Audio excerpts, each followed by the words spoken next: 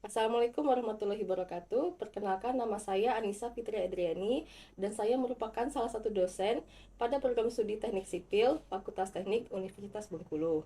Sebagai seorang dosen, saya melaksanakan tridharma perguruan tinggi, yaitu pendidikan dan pengajaran, penelitian, dan pengabdian kepada masyarakat. Untuk bidang pengajaran, saya mengampu mata kuliah manajemen konstruksi, ekonomi teknik, pemindahan tanah mekanis, kalkulus, matematika teknik, fisika dasar, dan bahasa Inggris teknik. Pada kesempatan ini, saya membuat video mengenai pembelajaran mata kuliah manajemen konstruksi. Mata kuliah ini merupakan mata kuliah wajib semester 6 di program studi teknik sipil dengan bobot 2 SKS. Capaian pembelajaran yang hendak dicapai pada mata kuliah ini adalah mahasiswa mampu menjelaskan proses pengolahan pembangunan, menjelaskan manajemen secara umum dalam bidang teknik sipil, mengetahui macam anggaran biaya dan penyusunannya, mengupas masalah-masalah yang berkenaan dengan perencanaan, penjadwalan, dan pengontrolan proyek pada bidang rekayasa struktur, rekayasa sumber daya air, geoteknik, dan transportasi, dengan mengacu kepada aturan, norma, standar, pedoman, dan manual yang berlaku. Pada mata kuliah ini, mahasiswa belajar mengenai tujuan dan ruang lingkup proses pengelolaan pembangunan, pengertian umum dan perkembangan pengelolaan pembangunan dalam industri jasa konstruksi, pengertian dan istilah-istilah dalam manajemen konstruksi secara umum, unsur-unsur pelaksana pembangunan, tata cara penyusunan rencana kerja atau RKS, macam anggaran biaya, penyusunan rencana anggaran biaya, metode lintasan kritis, serta pembuatan diagram batang dan kurva S. Pada mata kuliah ini, pembelajaran dilakukan dengan metode hybrid, yakni gabungan antara luring dan daring. Untuk pemberian materi, tugas, dan evaluasi pembelajaran diberikan secara langsung di kelas dan juga secara daring melalui e-learning. Hal ini dilakukan sebagai pemanfaatan teknologi untuk memaksimalkan proses pembelajaran mahasiswa. Interaksi antara dosen dengan mahasiswa tidak hanya terjadi di kelas, tetapi juga terjadi di luar jam mata kuliah kelas. Proses konsultasi mahasiswa yang mengalami kesulitan dalam menyelesaikan tugas dilakukan melalui WhatsApp dan email. Pengumpulan tugas dilakukan melalui e-learning. Penilaian akhir diperoleh dengan menggabungkan nilai tugas, kuis, UTS, dan UAS. Nilai setiap komponen diberikan secara transparan kepada mahasiswa. Tugas terdiri atas pembuatan tugas besar berupa perencanaan rumah lantai 2. Dokumen yang disiapkan adalah detail engineering design, rencana anggaran biaya, dan kurva S. Kuis, UTS, dan UAS diberikan secara tertulis di kelas. Assalamualaikum warahmatullahi wabarakatuh. Waalaikumsalam warahmatullahi wabarakatuh. Selamat datang di pertemuan ke-8 mata kuliah manajemen konstruksi pada siang hari ini. Oke, sebelum saya masuk ke topik, saya kasih gambaran dulu bahwa pada kuliah hari ini kita akan belajar mengenai rencana kerja. Nama lengkapnya rencana kerja dan syarat. Bisa juga biasanya disingkat sebagai RKS. Ya. Akhir dari perkuliahan ini diharapkan kalian akan mampu untuk menyusun RKS untuk tugas besar yang kalian susun, ya, untuk bangunan gedung bencana. Oke, kita sekilas info dulu. Ada yang bisa bantu saya apa itu RAB?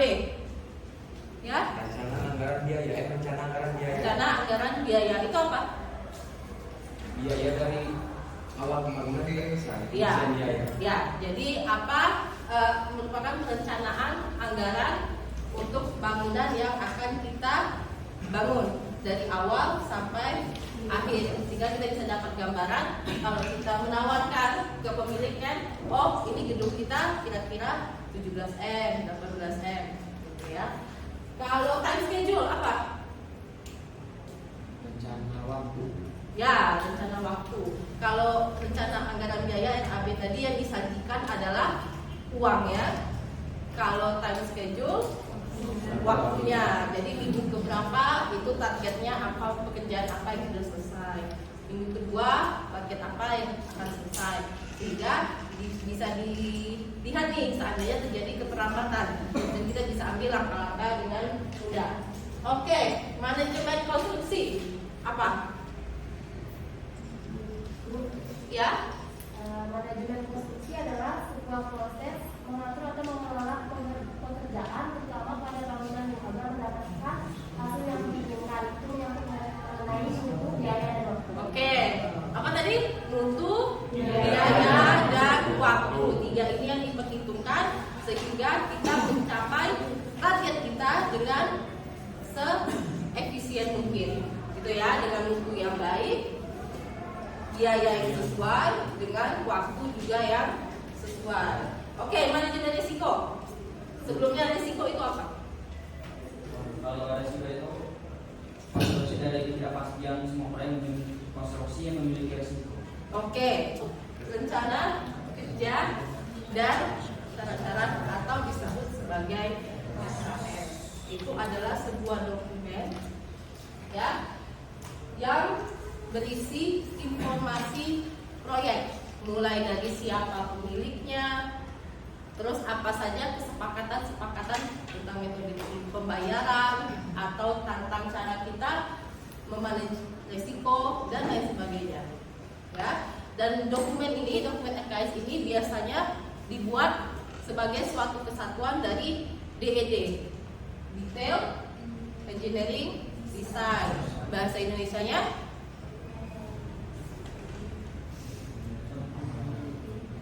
gambar detail.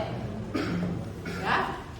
Jadi kalau gambar arsitektur kan yang berkaitan tentang bentuk gedungnya seperti ini. Ya. Ya, kalau DED itu tentang engineeringnya.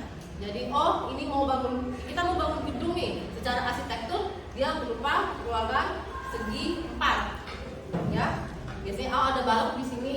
Nanti akan ada perlu balok di sini.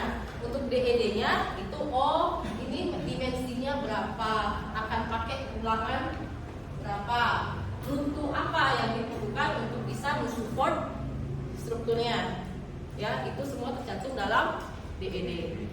Nah, untuk cara pekerjaannya dituangkan dalam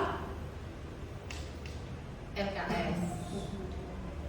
Ya, kita tanah di gedung ini ternyata lembut sehingga kita perlu memberikan perawatan tanah, perlakuan kepada tanahnya. Nah, caranya itu dituangkan dalam RKS. Atau untuk membangun gedung 10 tingkat ini kita perlu tower crane dengan spesifikasi sekian. Informasi ini nggak akan bisa dicantumkan dalam gambar, ya?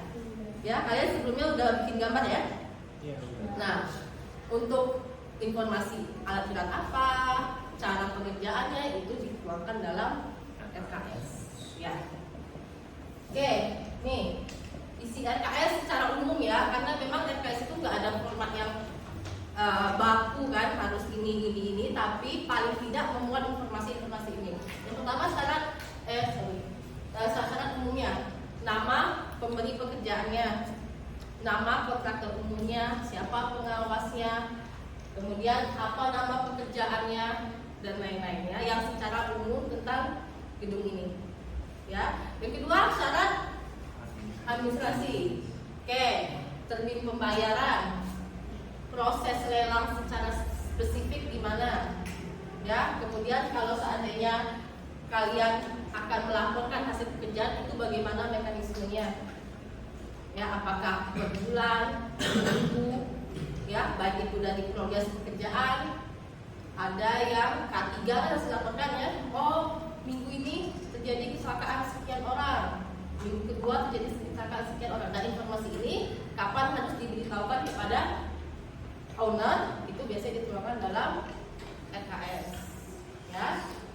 Yang ketiga syarat teknis. Oke, tentang kita mau bangun gedung beton ya. Apakah betonnya menggunakan ready mix atau slide mix? Ready mix apa?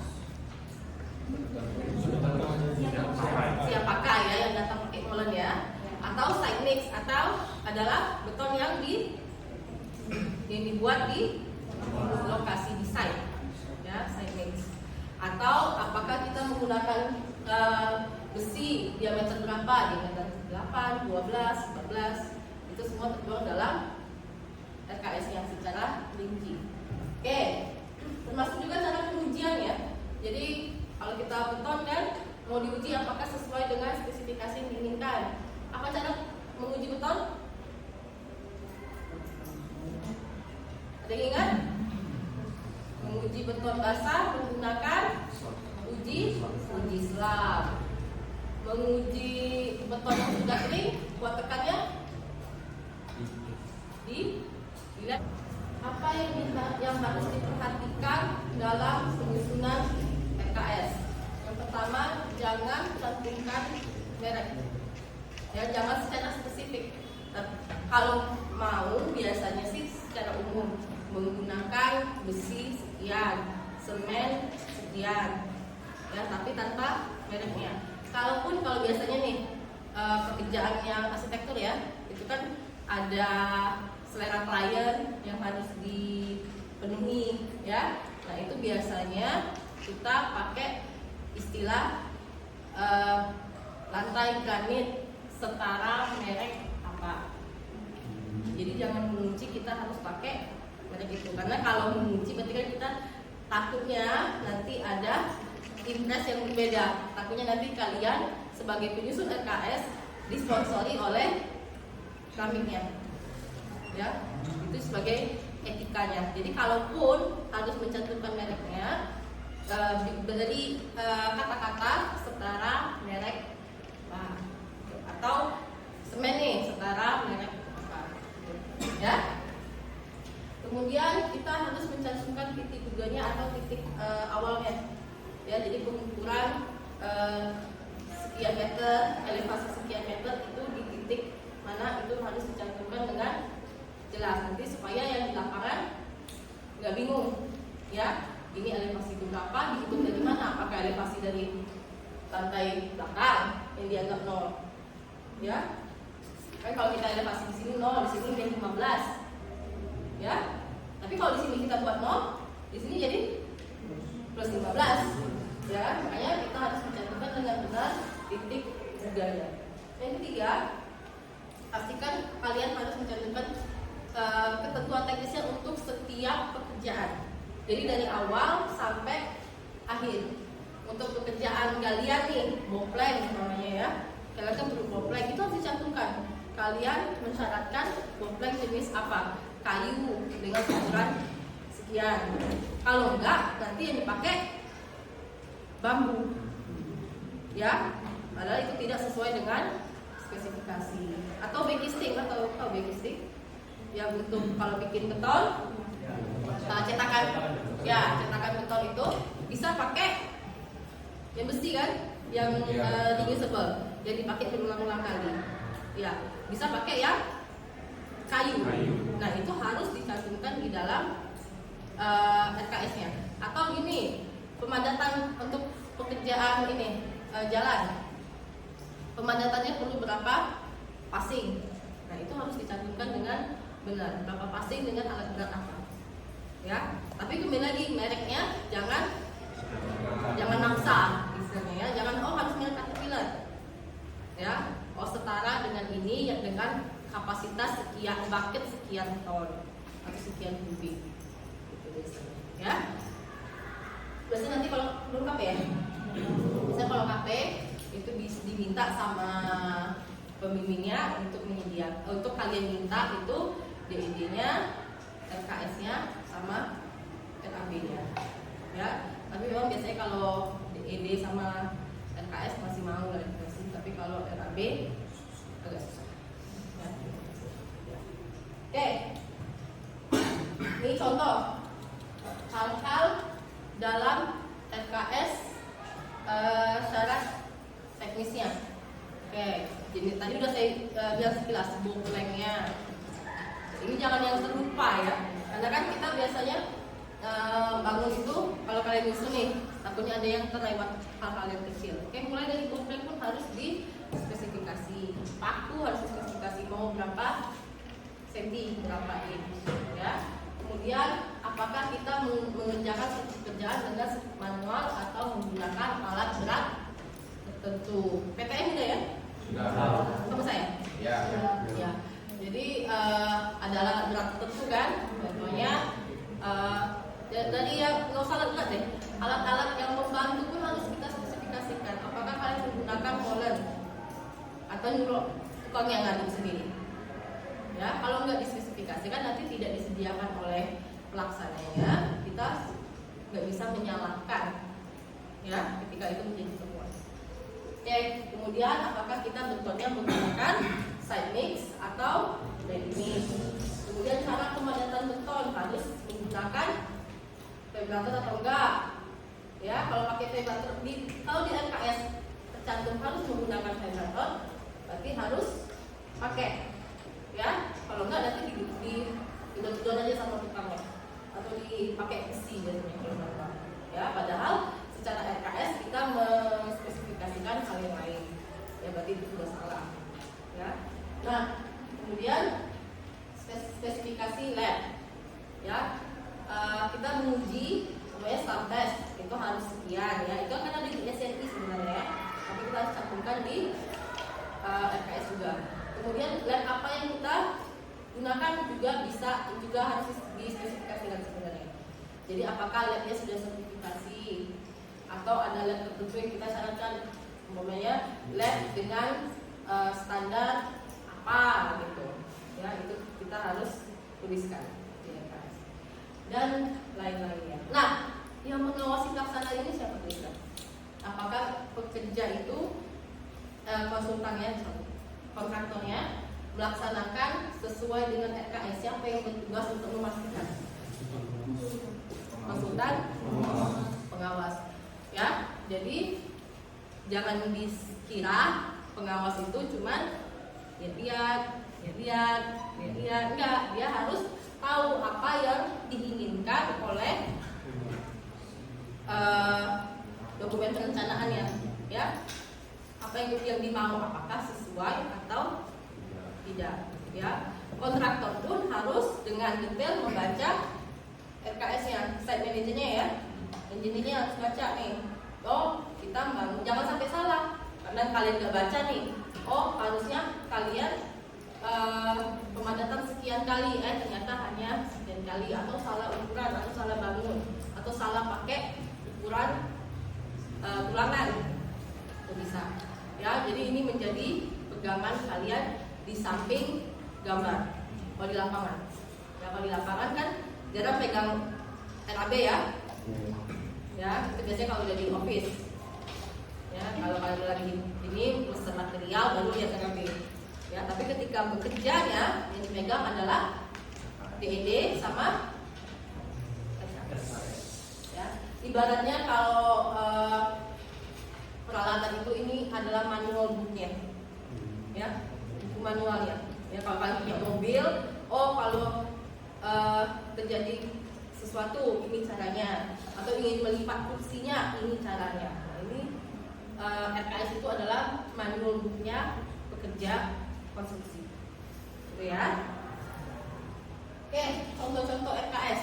Ini adalah contoh RKS suatu pekerjaan. Ini pekerjaan pembangunan kantor cabang, ya. Jadi ini secara umum ya, ada pertama tentang syarat-syarat umumnya. Kemudian bab 2-nya baru diisi tentang pekerjaannya, ya, dan seterusnya. Ya, yang pekerjaan pertama pekerjaan pasangan, yang ketiga pekerjaan fungsi dan seterusnya. Oke. Nih, contoh bab 1 ya. Tadi apa isi bab 1? Syarat umum ya. Oke, contohnya di sini. Nih. Kelihatan? Dan ya. Nih, baca yang pertama. Jenis dan pekerjaan dan persyaratan teknis khusus gambar-gambar rencana adalah merupakan satu kesatuan dengan RKS ini. Bahasa mudahnya, RKS ini berteman dengan gambar detail rencana atau DED.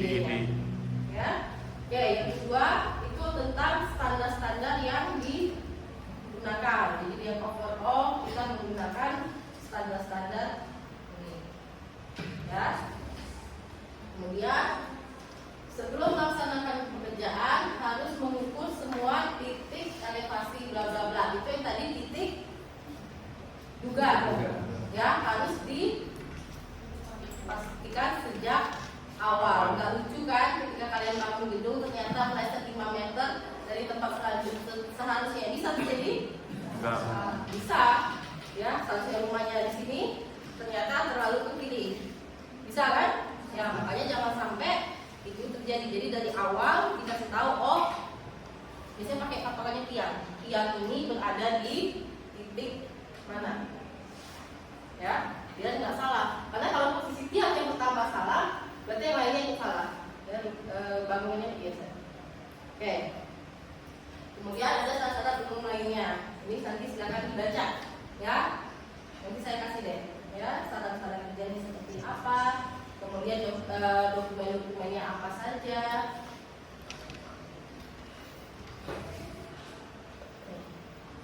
Kemudian kita masuk ke yang syarat-syarat teknis. Contohnya di sini. Jadi yang pekerjaan pasangan, ya. Nih. Bagian ini mencakup ketentuan atau syarat-syarat untuk pekerjaan, pekerja, material dan peralatan. Oke, kemudian mengikuti pembuatan dinding, batas luar dan batas dalam. Tadi kan pembangunan renovasi kan, jadi kayaknya dia cuma menambah dinding sedikit. Jadi pekerjaannya hanya pasangan dan finishing. Oke. Kemudian nih, batu yang digunakan jenis apa, ukurannya apa? Karena batu bata banyak kan ukurannya. Ada yang bata, ada yang kecil, ada yang bata.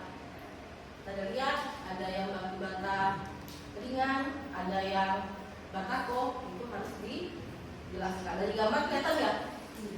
Enggak, ya.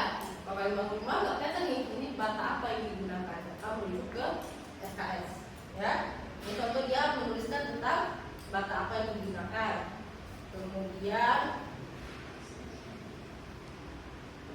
bahan yang dianggap tidak memenuhi syarat harus apa yang harus dilakukan kalau seandainya batanya banyak yang kompel, banyak yang pecah. Apa yang harus dilakukan? Ini semua tertuang di sini. Nih, jenis semennya. Kalian perhatikan, ya, tidak ada menyebutkan merek. Ya, ini tadi salah satu etika dalam penyusunan RKS. Dia hanya mengspesifikasikan apa saja kebutuhan untuk proyeknya. Ya, termasuk juga kalau di sini dia mencantumkan tentang cara penyimpanan.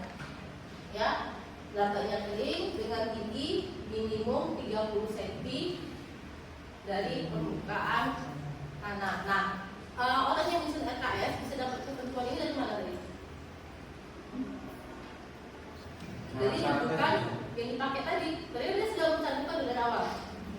Ya, dia menggunakan BSN, Badan Standarisasi Nasional ini.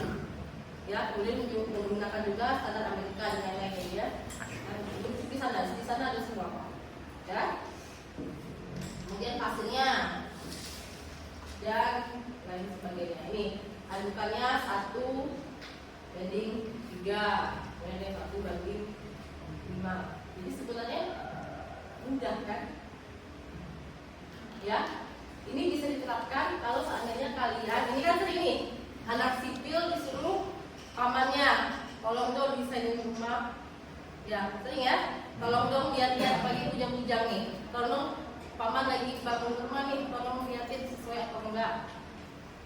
Ya, kalau lain kali disuruh merencanakan, jangan dikasih gambarnya aja, tapi sertakan dengan PD. Jadi hasil produk yang kalian hasilkan, oh ini bangunannya hasil si Budi ini yang gambar, tapi dindingnya keropos, keramiknya ngangkat, kan malu kan? Ya, makanya kalau kalian diminta untuk bikin semacam perencanaan ini, sertakan juga dengan SKS-nya. Ya. Nah, kalau seperti ini sudah diterapkan, sebenarnya kalian pun membangun rumah itu nggak masalah. Ya, kayak ini yang sering dikerjain tukang kan, membangun. Nih contohnya, Ya, tapi kalian sendiri nggak tahu adukan yang benar itu berapa, 1 banding berapa. Akhirnya dikerjain tukang. Ya kan, bangunannya menjadi tidak sesuai dengan yang diinginkan. Ya, makanya dari awal kalian harus tahu kalau mau galian itu harus berapa senti. Ya, kalau mau membangun fondasi 100 cm, berarti berapa galian yang harus dibuat. Itu ada ketentuannya. Ya, atau kalian harus membuat bow plan supaya rumahnya nggak miring. Ya, bisa kan? Hasilnya ada ke depan atau ke sini dikit. Bisa? Karena nggak pakai bow plan, pakai perasaan tuh kami nggak gitu. Pasti kamu nggak akan pakai ini pintunya, gitu kan? Ya, oke. Dan lain sebagainya semuanya tertuang di sini. Ya, jadi setiap tahapan pekerjaan itu dicantumkan apa yang menjadi pekerjaan kita, dan juga perhatikan bahwa tidak ada derek yang disebutkan. Jadi sebagai evaluasi ya, dalam suatu proyek konstruksi itu ada 3 dokumen utama yang biasanya dipegang oleh kontraktor. Pertama adalah RKB dan RKS. Oke, apa itu RKS? Yang pertama syarat umum, kemudian syarat administrasi. dan yang ketiga adalah syarat teknis. Oke, ya. Untuk perencanaan RKS itu sedetail apa? Sedetail yang kalian mampu. Ya, bisa ya. Jadi ibaratnya nih ya, kalian posisikan diri kalian sebagai tukang. Ya, mau membangun satu pekerjaan fondasi. Nanti kalian butuh semua informasi supaya kalau salah kalian nggak disalahkan ya. Ya, kalau itu sudah ada dengan KS kan sudah disepakati, gitu. Ya. Oke. Kemudian ada lagi tanya? Untuk peraturan dalam penyusunan RKS itu pakai aturan. Karena bangunannya bangunan rumah sederhana ya, jadi cukup pakai SNI. Yang tadi semua aturan SNI tentang fondasi, tentang ton, tentang tata cara restoran dan lain-lain. Ya. Oke. Oke, satu pertanyaan terakhir dari saya. Kapan RKS disiapkan? Sebelum memulai proyek. Iya, sebelum pembangunan. Berarti besok bangun kita bikin malam ini yuk, gitu. Ya, terus?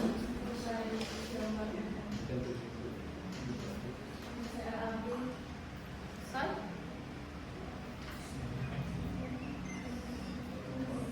Oke, lelang. Seandainya ini pakai lelang ya. Sebelum atau setelah lelang? Belum. Setelah. Ini biasanya sebagai salah satu syarat dalam pengajuan lelang. Jadi karena salah satu dokumen yang dinilai. Ya, saya sebagai pemberi kerja melihat apakah rencananya sesuai. Ya, walaupun nanti sebelum pembangunan dimulai itu ada RKS yang finalnya yang sudah disepakati antara pemberi kerja atau owner dengan. Oke, kalau nggak ada yang ditanyakan lagi, cukup ya? Oke, saya cukupkan pertemuan kita pada hari ini. Terima kasih atas perhatian sekalian. Saya